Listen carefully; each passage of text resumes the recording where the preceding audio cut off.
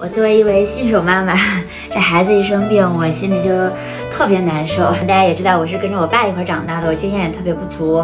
这最近麦穗儿就一直感冒发烧，还咳嗽，我想着带他去看一下，很担心。妈，我想着带麦穗儿去一趟医院吧。去吧。看看都放心了，主要也是怕他再严重了，到时候万一发展成肺炎。对，我说他主要是咳嗽，他到晚上他现在白天还好点，特别到晚上睡觉的时候，他能一直咳嗽，他睡不好。没咋生病过，这一咳嗽呀，我这当娘的这心里头可难受。他不哭，都给我弄哭了。宁愿咱大人生病，也不想这小孩生病。妈，我终于能体会到恁这当妈的心了。小孩小乖乖，现在都好多了，大了。你过了3岁以后，小孩就好领了。好领了。3岁以前，小孩他主要现在还小，他不知道哪儿难受。咱只能去让你给咱检查检查。姐妹们，我就带他去看一下，不然我这几天工作也不安稳。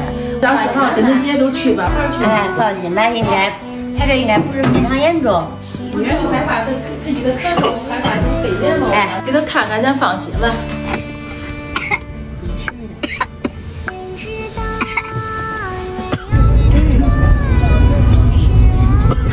这么严肃。好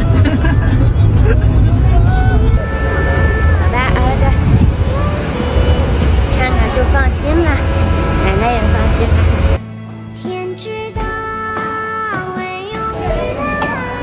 要是晚上一咳来，自己难受了，睡不着了都，上不来气儿。对，是啊。来，麦穗儿，咱们坐这儿啊。这儿自己也不会往外咳痰。好，丢一下，丢一下，哎呦，丢一下。啊！哎呦，好了。有。啊，他现在肺上听着还可以，就是气管。咱们简单的扎一针啊，微微一扎。说这个妈妈，你别忽悠我，我都知道。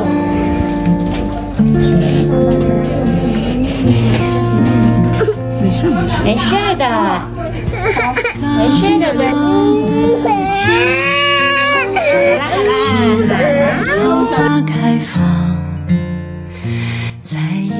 达到服役的标准呀。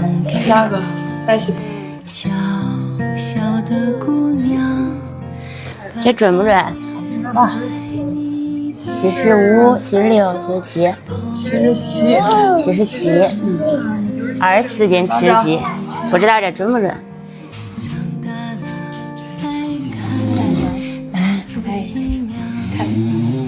没啥事儿，没事吧？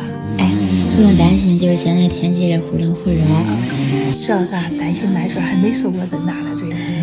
没事，麦穗这身体倍儿棒，你看他壮出来啊！对，你别担心了，看你担心好几天了。这当个妈妈就是不一样，是吧，姐妹们？